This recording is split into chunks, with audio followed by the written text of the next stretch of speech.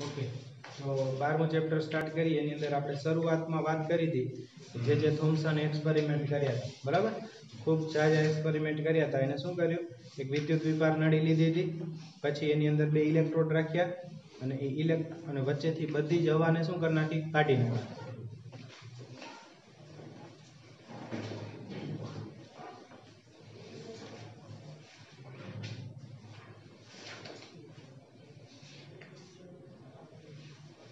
અહીંયા high voltage supply એને આપ્યો બરાબર હાઈ વોલ્ટેજ એટલે 2000 3000 20000 સુધીનો વોલ્ટેજ બરાબર એને આપીને જોયો તો અને એ શેના દ્વારા મેળવવામાં આવે ઇન્ડક્શન કોઇલ દ્વારા કેના દ્વારા ઇન્ડક્શન કોઇલ છે એવી રચના છે જેના દ્વારા ખૂબ ઊંચા મૂલ્યનો વોલ્ટેજ મેળવી શકાય છે તો એને આપણે અહીંયા આગળ જોડી લઈએ અને આની અંદર એકદમ શૂન્યાવકાશ રાખેલું છે શું રાખેલું છે શૂન્યાવકાશ હવે એક છેડો કેવો હશે ધન અને એક કેવો હશે ઋણ તો ધનમાંથી આ ધન છે એ ખેંચી લેશે ને આની અંદર ઇલેક્ટ્રોન હોય એને કે નહીં બરાબર થઈ શકે એવું કે ન થઈ શકે જો આ ઓના જેવું નથી 11મું ચેપ્ટર હતું એ અલગ છે આ 12મું ચેપ્ટર છે એ અલગ છે થશે ને અહીંયા ખૂબ ઊંચા મૂલ્યનો વોલ્ટેજ આપો તો શું થાય ઇલેક્ટ્રોન બહાર ખેંચાય આવે ઈ ચેપ્ટરમાં આવી ગયું ને કોલ્ડ ઉત્સર્જન અથવા તો ફિલ્ડ ઉત્સર્જન ઇલેક્ટ્રોન બહાર કાઢવાની કેટલી મેથડ છે 3 મેથડ 4 મેથડ છે આપતો પહેલી કઈ તાપમાન આપીને બરાબર એટલે થર્મો ઇલેક્ટ્રિક ઉત્સર્જન પછી લાઇટ આપીને એટલે ફોટો ઇલેક્ટ્રિક ક્ષેત્ર આપીને એટલે ક્ષેત્રીય ઉત્સર્જન અને પછી ગૌણ ઉત્સર્જન ગૌણમાં શું કરવાનું હોય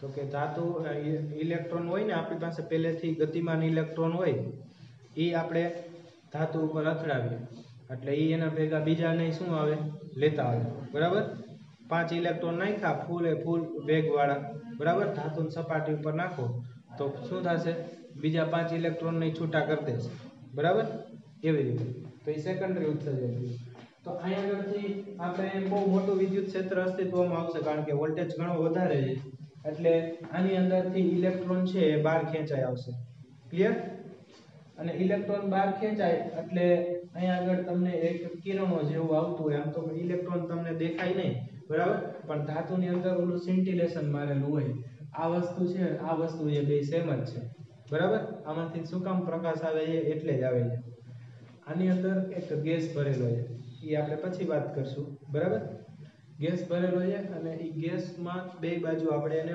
ઉર્જા આપીએ છીએ એટલે શું થશે એના ઇલેક્ટ્રોન છે ને ઉત્તેજિત થાય છે અને પછી પ્રકાશ આપે છે પણ અહીં અત્યારે કાંઈ ભર્યું નથી આપણે બરાબર આ ખાલી ધાતુની પટ્ટી જ છે ધાતુની પટ્ટીમાં ઘણા બધા કરોડોની અંદર ઇલેક્ટ્રોન રહેલા છે એટલે ઇલેક્ટ્રોન બહાર આવી જશે બરાબર આમ બધા આખો ફ્લો દેખાશે તમને એ જો તમારે જોવું હોય તો એમને ન દેખાય તમારે એમાં સિન્ટિલેશન લગાવવું પડે શું લગાવવું પડે સિન્ટિલેશન એટલે એક જાતનો કલર આવે એ કલર તમે એમાં લગાવી દો તો ઇલેક્ટ્રોન એની સાથે અથડાય ને તો ત્યાં ચમકારો ઉત્પન્ન થાય તમે ઓલું રેડિયમ જોયું છે એના જેવું હોય બરાબર એનું સ્તર અંદર લગાવી દો એની સાથે ઇલેક્ટ્રોન અથડાશે એટલે ત્યાં આગળ ઝબકારો ઉત્પન્ન થશે તમને ખબર પડી જાય ઇલેક્ટ્રોન આવે તો આવા ઇલેક્ટ્રોનના આને શું કહેવાય કેથોડ કહેવાય ને અને આને શું કહેવાય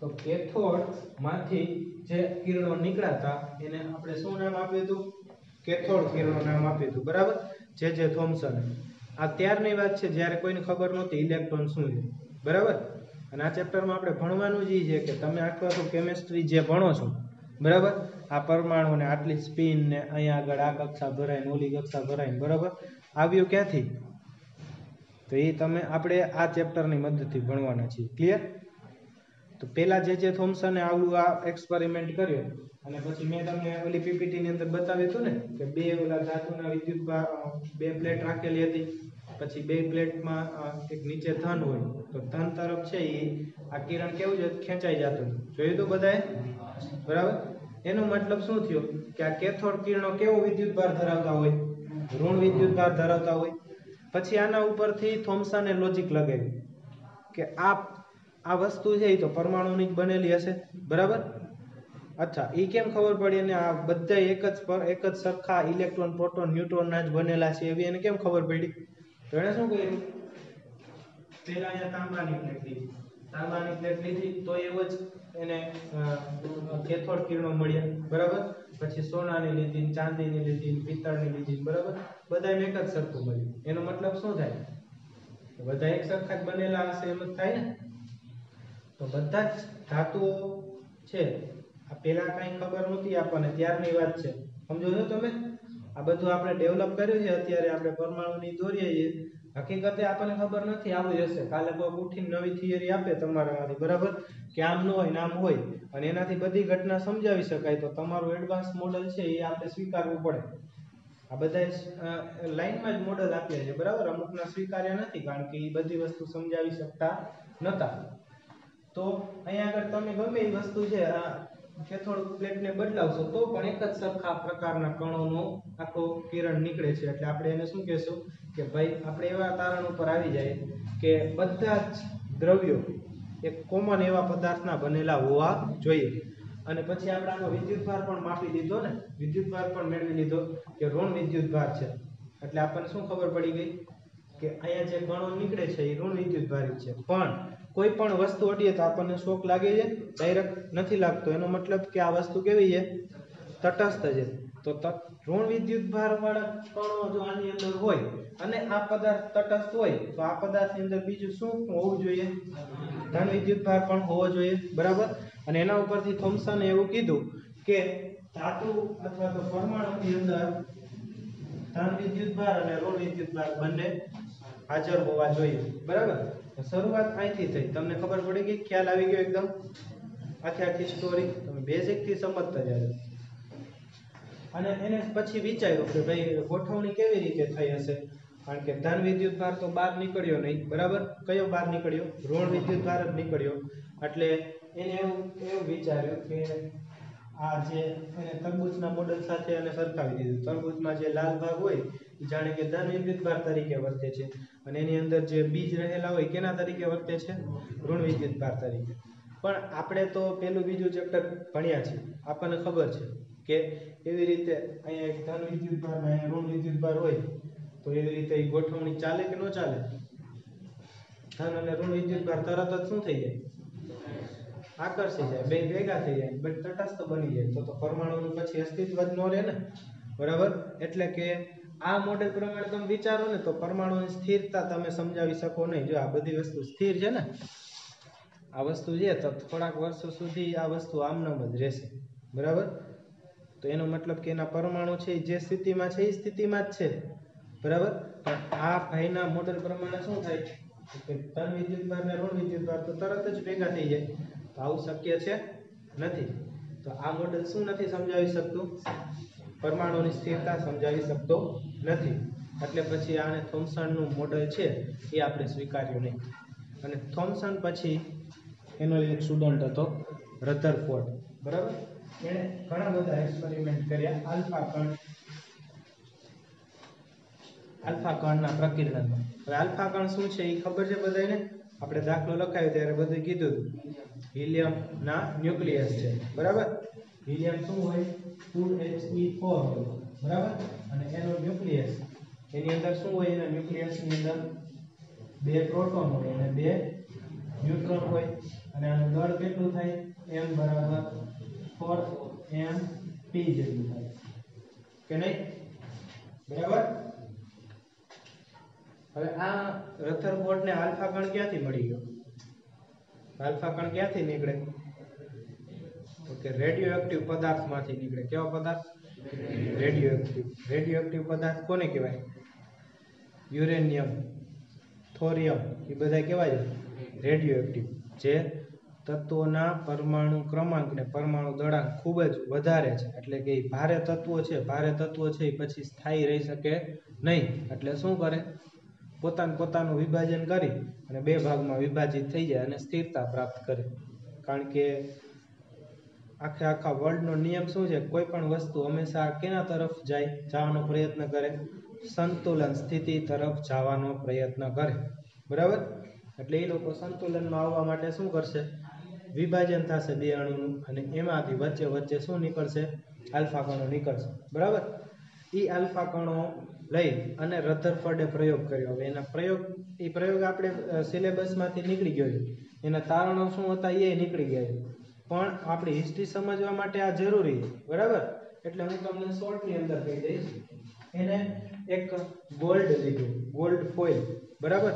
સોનાનો વરખ. આ બધું તમે કેમેસ્ટ્રીની અંદર ભણી જ ગયા છે, મને ખબર છે. 11મા ધોરણમાં આવતું હતું ને બધું. કેટલામ ચેપ્ટર હતું? બીજું ચેપ્ટર હતું ને, એનું એ જ. ત્યારે તમને ખબર નહોતી, કારણ કે એમાં અધૂરી માહિતી હોય. તમને એમ કે આમ જાય છે, તમારે માની લેવાનું જાય છે, બરાબર?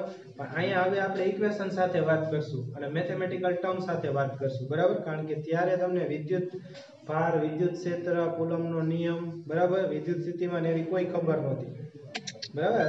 હવે આપણે એકદમ કેવી રીતે એકદમ ડીપમાં અને મેથેમેટિકલ સૂત્રોથી જશે.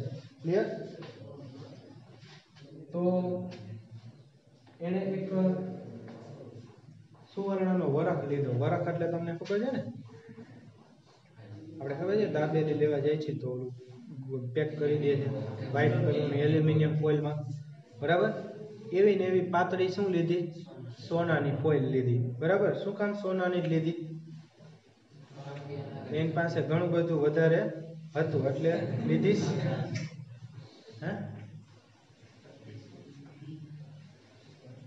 સોનાનો પરમાણુ ક્રમાંક કેટલો છે? ગોલ્ડ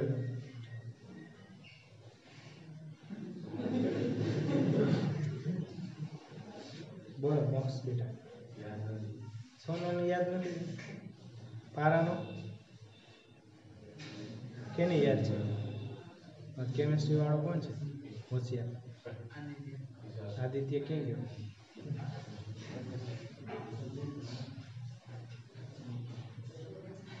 નથી? કોઈ નથી યાદ? હે 64 45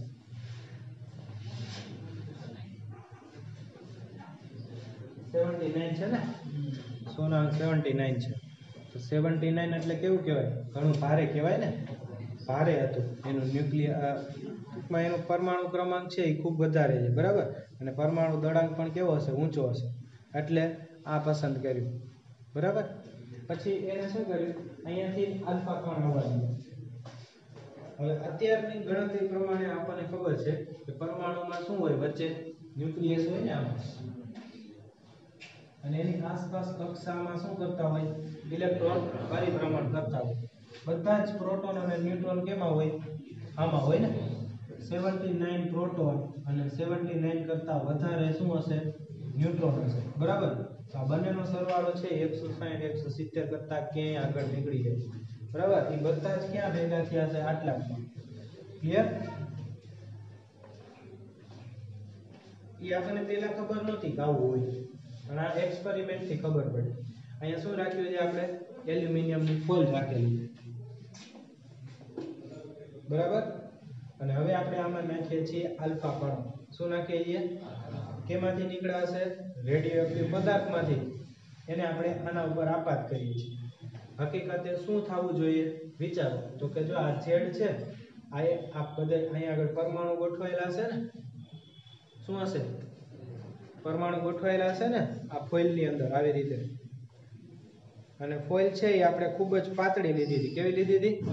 પાતળી. એટલે આપણે એવું ધારી શકશું કે બે પરમાણુ એકબીજાની આગળ પાછળ નહીં હોય, એટલી જગ્યા જ નથી. પાતળું જોઈએ તો પાતળામાં કેટલા આવી શકે? આ ગેલેરીમાં કેટલા આવી શકે? એક જ આવી શકે ને. આમ આગળ પાછળ સાઈડમાં જગ્યા જ નથી, કારણ કે પાતળી ગેલેરી છે, બરાબર?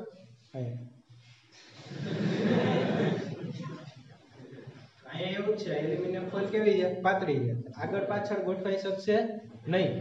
તો કદાચ ગોઠવણે હશે, દેખાતા નથી આપણને, પણ આપણે એવું અનુમાન તો લગાવી શકીએ કે આ પાતળી છે એટલે આખું કેવું લેયર હશે? એક જ લેયર હશે. જો આવી રીતે તો લાઈનમાં ગોઠવાયેલા હશે બધાય. એમાં અહીંયા શું હશે? જરીક ન્યુક્લિયસ હશે બધાય, ટપકા, બરાબર? એટલે આમ હતું આખું. પછી આમાંથી શું જવા દીધું? આલ્ફા કણો જવા દીધા. હવે તમે કહો છો શું થાય? પાછું આ કામ છે ને એ રથરફોર્ડે પોતે નહોતું કર્યું, એ આલ્ફા કણના બીજા પ્રયોગમાં બીજી રહેતો, બરાબર? એટલે એની પાસે એના બે સ્ટુડન્ટ હતા, ગેઇગર ને માસ્ટર. એને સોંપી દીધી. તો બેટા કરો તો બરાબર. એટલે એ લોકો આ એક્સપેરિમેન્ટ કરતા હતા, પણ ઓલા બેને હોમવર્ક આપ્યું તો પછી કરી આવ્યા કે અમને કાંઈ ખબર નથી પડતી આવું કેમ થાય. બરાબર. પછી એની સમજૂતી આપી. કોણે આપી? રધરફોર્ડ. બરાબર. અને સમજૂતી પછી શું આપ્યું? મોડલ આપ્યું કે આ પ્રકારનું મોડલ હશે, જેને આપણે સ્વીકાર્યું છે અત્યારે. પણ એ મોડલ છે એની સ્થિરતા એ પરફેક્ટ મોડલ નથી. જે અત્યારે આપણે વાપરીએ છીએ અથવા અત્યારે આપણને ખબર છે એના જેવું પરફેક્ટ મોડલ નહોતું, પણ થોડોક એને આઈડિયા આપી દીધો. બરાબર. તમે કહો શું થશે?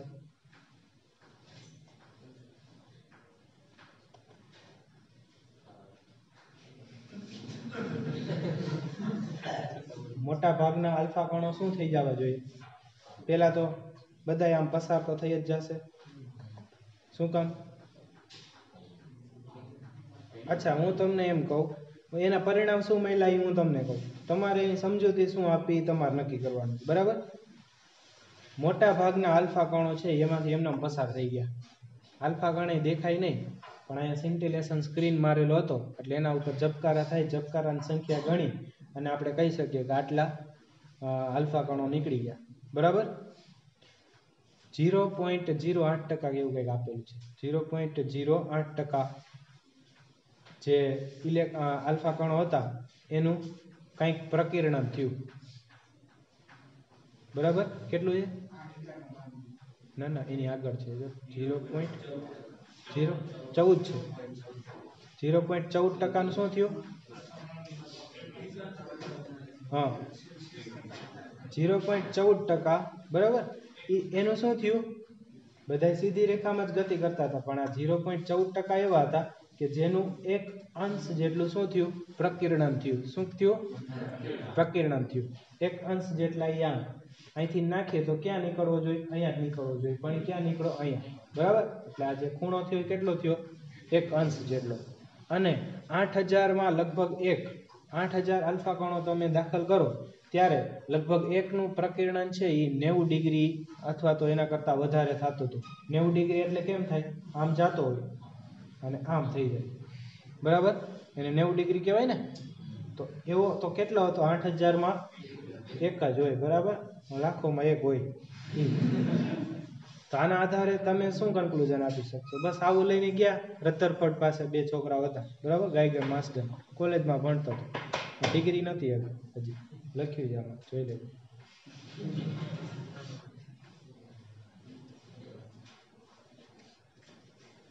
તો બધાય કેમ ગયા અને એક જ કેમ ન ગયો? નબળો કેવી રીતે હોય યાર? બધાય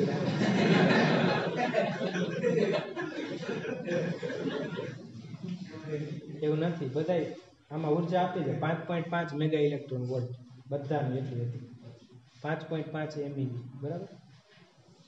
નબળો નથી. પછી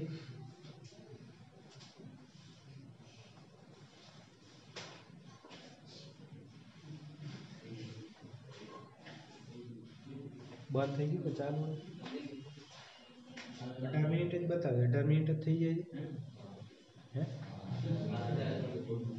હા, કેટલા વાગે?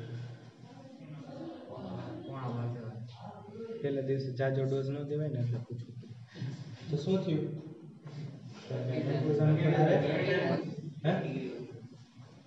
પ્રકીર્ણન શું કામ થાય છે અને નથી થતું? તો શું કામ? મોટા ભાગનાનું નથી થતું. તો બોલો. પરમાણુનો મોટા ભાગનો વિસ્તાર ખાલી છે. ઇલેક્ટ્રોન અને પ્રોટોન.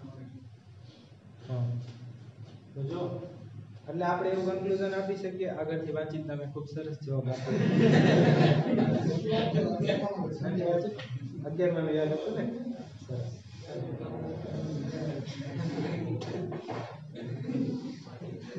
અહીંયા જો આ ટપકા છે ને, ટપકા છે એની સાથે ઇલેક્ટ્રોન અથવા તો હિલિયમના પરમાણુ આલ્ફા કણ છે એ અથડાશે ત્યારે જ કંઈક પાછા આવી શકશે ને. ઇલેક્ટ્રોન સાથે અથડાય, આમાં તો બધા ઇલેક્ટ્રોનો જ હોય ને. ઇલેક્ટ્રોન સાથે અથડાય તો ઇલેક્ટ્રોનને લેતો જાય ને, કારણ કે ઇલેક્ટ્રોન કરતા તો આનું દળ જો 4 ગણું છે કે નહીં. તો ઇલેક્ટ્રોનની મદદથી તો એ પાછા પ્રકીર્ણન નહીં કરી શકે, આમ કે આમ પાછું રિફ્લેક્શન એ નહીં થઈ શકે. બરાબર. તો કોણ ભારે છે? ન્યુક્લિયસ જ ભારે છે ને. પણ આપણે એવું વિચારી શક્યા હોત ને કે ન્યુક્લિયસ છે એની અંદર પણ આમ ફેલાયેલા છે, પણ આ પ્રયોગના આપણે જો એવું ધારીએ કે ન્યુક્લિયસ આમ પોળું થઈને ફેલાયેલું છે, બરાબર, એની અંદર બધાય મજા આવે એમ રખડે છે, તો પછી આપણે આ પ્રયોગ કર્યો એનું જે તારણ આવ્યું એ સમજાવી શકીએ? ન સમજાવી શકીએ. એટલે આપણે ફરજિયાત શું ધારવું પડે કે ન્યુક્લિયસ છે એ કેટલા વિસ્તારમાં આવેલું હશે? ખૂબ નાના વિસ્તારની અંદર આવેલું હશે. જો મોટા વિસ્તારમાં આવેલું હોય તો શું થાત કે ઘણા બધા આલ્ફા કણો છે એ પ્રકીર્ણન પામીને પાછા આવત ને, અથવા તો એનું કંઈક પ્રકીર્ણન વધારે પ્રમાણમાં જોવા મળે, પણ એવું મળતું નથી. આ તો કેટલામાં એક મળે છે? 8000 માં એક મળે છે, બરાબર. એટલે આપણે ફરજિયાત હવે એવું જ ધારવું પડે કે પરમાણુનું મોટા ભાગનું દળ, અને તમે એમાંય કહી શકો લગભગ બધું જ દળ ક્યાં કેન્દ્રિત થયેલું હશે? ન્યુક્લિયસની અંદર કેન્દ્રિત થયેલું હશે, બરાબર. તો અને પછી આ રધરફોર્ડે સમજાવ્યું. બીજી એક વાત કરી અને એ ખૂબ અગત્યની વાત હતી. જો હવે એ સમજાવવું પડશે ને કે અમુકનું કેટલા ડિગ્રીએ થયું? એક અંશે થયું. કેટલાએ થયું? એક અંશે. અમુકનું 90 એ થયું ને અમુકનું 180 એ પણ થયું. તો એવું કેમ? તો જોજો, આ વસ્તુ છે આને હું આમ કરી નાખું, આડી આવી જેમ આમ, બરાબર. ખબર પડે છે? અહીંયા શું હશે? ન્યુક્લિયસ. એટલે ધારી લો કે આ લીલા કલરનું છે એ જ શું છે? ન્યુક્લિયસ છે. આ ન્યુક્લિયસ અહીંયા રાખેલું હશે અને અહીંથી શું આવશે? આલ્ફા કણ આવશે, બરાબર. હવે આ શું છે? ન્યુક્લિયસ. આની અંદર શું હશે? દળ તો હશે, વિદ્યુતભાર હશે ને, પ્રોટોન ન્યુટ્રોન બે હશે. શું હશે? પ્રોટોન અને ન્યુટ્રોન. એટલે આ કેવું હશે? ધન વિદ્યુતભારિત હશે. ન્યુક્લિયસ કેવું હોય? ધન વિદ્યુતભારિત. અને આ કેવા છે? આલ્ફા કણ ધન વિદ્યુતભારિત છે, કારણ કે આ ન્યુક્લિયસ જ છે ને હિલિયમનું, ધન વિદ્યુતભારિત છે. આ ધન વિદ્યુતભારિત ને આ ધન વિદ્યુતભારિત અહીંયા હોય, અહીં આટલા ડિસ્ટન્સે હોય, તો આ બે વચ્ચેનું બળ કઈ દિશામાં લાગે? કુલમનો નિયમ બંનેને જોડતી રેખા ઉપર લાગે ને. કુલમે શું કીધું છે કે બંનેને જોડતી રેખાની દિશામાં હોય. કેટલું હોય તો ખબર જ છે?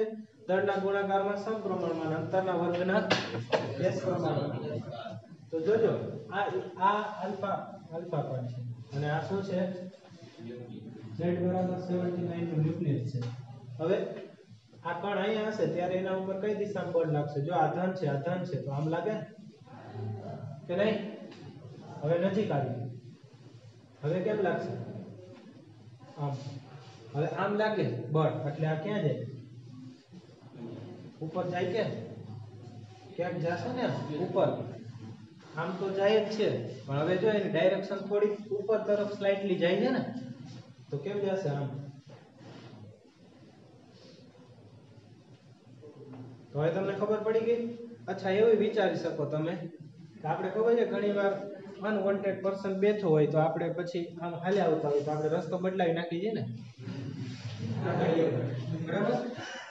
એને જેવું અપાકર્ષણ, બરાબર, આમ થોડું અપાકર્ષણ થઈ જશે. હવે જોજો, આ શરૂઆતનું ડિસ્ટન્સ અને આ ડિસ્ટન્સ છે, આને કહેવાય ઇમ્પેક્ટ પેરામીટર કહેવાય. શું કહેવાય? ઇમ્પેક્ટ પેરામીટર, બરાબર. કે આલ્ફા કણનો શરૂઆતનો ગતિપથ અને ન્યુક્લિયસ વચ્ચેના લંબ અંતરને શું કહેવામાં આવે છે? ઇમ્પેક્ટ પેરામીટર કહેવામાં આવશે. આ ઇમ્પેક્ટ પેરામીટર જેટલો ઓછો હોય એટલો વધારે અપાકર્ષણ બળ લાગે કે નહીં? જો આની બદલે અહીંયા હોત તો આમ થાતો. જો કારણ કે અહીંથી ને હવે ત્યારે સાવ નજીક પહોંચી જશે. આ દૂર હતું, આ કેવું છે? નજીક છે. એટલે આ ઝડપથી શું કરશે? જાજુ વધારે પ્રમાણમાં પ્રકીર્ણન કરશે. ખબર પડી ગઈ? એટલે અને જેમ વધારે હશે એમ શું થશે? આ વધતું જશે અને એક સમય એવો આવશે કે આ અહીંયા પહોંચી જશે. એટલે કે ઇમ્પેક્ટ પેરામીટર કેવો થઈ ગયો? 0 થઈ ગયો. તો શું થશે? હેડ ઓન કોલાઇઝન થશે. શું થશે? આપણે નથી કહેતા દેશી ભાષામાં મોરાથી મોરો ઠોકી દીધો, બરાબર. તમારા કહે છે કે અહીંયા નથી કહેતા? સામસામું નથી આવતું, દુર્ઘટના થઈ જાય. ક્યાં જાય? તો ઇમ્પેક્ટ પેરામીટર જ્યારે 0 હશે ત્યારે શું થશે?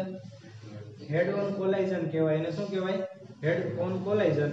અને ત્યારે પછી જો આમ આમ આમ આમ આમ જઈ અને છેક અંદર સુધી વહી જશે. એનામાં ક્યાંથી પાછો આવશે? અડી.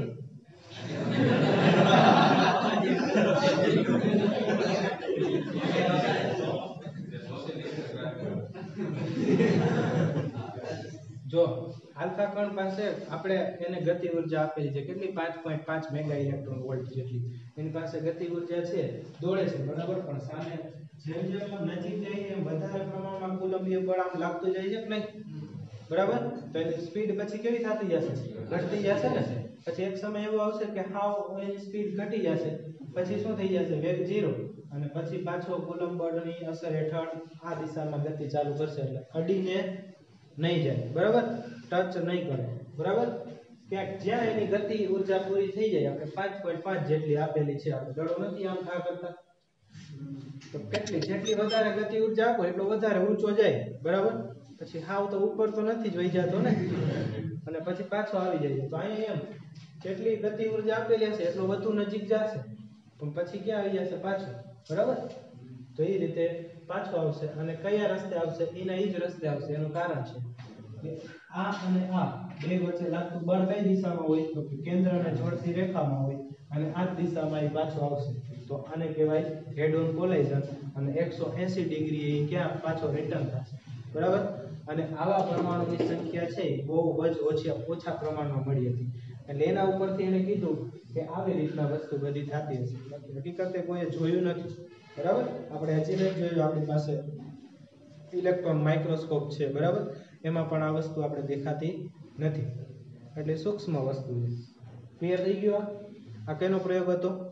રધરફોર્ડનો પ્રયોગ હતો. આના ઉપરથી એને શું કીધું? હવે અત્યાર સુધી આપણે તરબૂચ સુધી પહોંચ્યા. તરબૂચનો ઓલો લાલ ગોળો હોય કેવડો થઈ ગયો? આવડો કરી નાખ્યો રધરફોર્ડે, બરાબર. અને શું કહી દીધું? પરમાણુનું લગભગ સમગ્ર દળ અને ધન વિદ્યુત ભાર એ ક્યાં કેન્દ્રિત થયેલો છે? પરમાણુના કેન્દ્ર ઉપર કેન્દ્રિત થયેલો છે.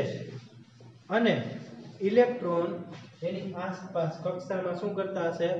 પરિભ્રમણ કરતા હશે. આમાંય ખામી છે. શું ખામી છે? જો તો ચેપ્ટર નંબર 8 યાદ કરો.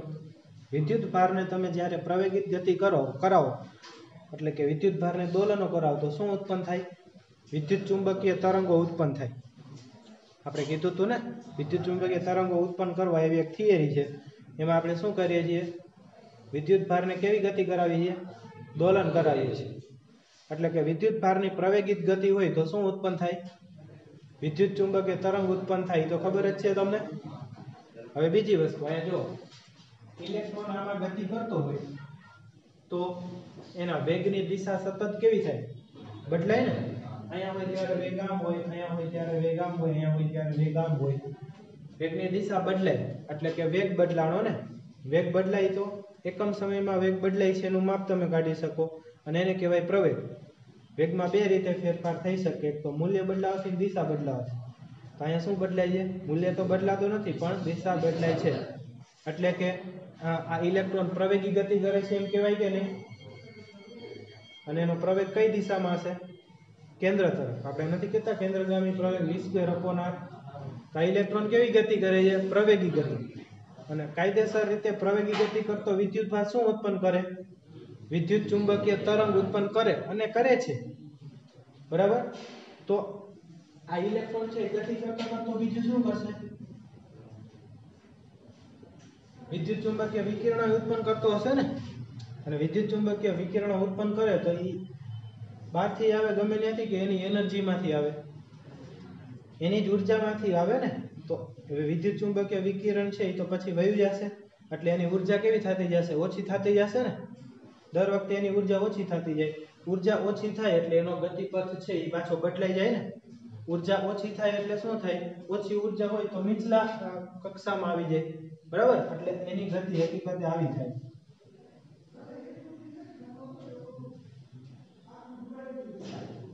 બરાબર. કારણ કે એ વારંવાર શું કરે છે? બધી આખી ગતિ પ્રવેગી ગતિ જ છે. વિદ્યુત ચુંબકીય વિકિરણનું ઉત્સર્જન કરે છે, એટલે શું થશે? એનો ગતિપથ છે એની ત્રિજ્યા સતત ને સતત કેવી થતી જશે? ઘટતી જશે. અને અંતે એ ઇલેક્ટ્રોન ક્યાં આવી જશે? ન્યુક્લિયસની અંદર આવી જશે. ક્લિયર? એટલે કે આ સ્થિર કહેવાય કે ન કહેવાય? આ સ્થિર ન્યુક્લિયસ કહેવાય કે ન કહેવાય? અથવા તો સ્થિર પરમાણુ કહેવાય? ન કહેવાય, કારણ કે અહીંયાથી અહીંયા સુધી પહોંચતા તો 2 સેકન્ડ થાય. 2 સેકન્ડ પછી ધન ને ઋણ બધું ભેગું થઈ ગયું તો તટસ્થ. બરાબર? એટલે કે આ મોડલ પણ, રુથરફોર્ડનું મોડલ પણ પરમાણુ સ્થિરતા સમજાવી શકતું નથી. બરાબર? હવે આવશે બોહર મોડલ. કયું મોડલ? બોહર. અને આમાંથી ક્વેશ્ચન તમે જોઈ લેજો. બરાબર? કે થોડુંક લાઈનમાં લેશું. આ તમને મેં વાત કરી એ બધું નીકળી ગયું છે. બરાબર? હવે આપણે આગળ વાત કરશું એ વધારે સારી રીતે કરશું. આ તમે સ્ટોરી જેવું મેં તમને કહી દીધું એટલે તમને આખે આખું ખ્યાલ આવે કઈ રીતે કામ થયું. ક્લિયર? આટલું રાખીએ આજે.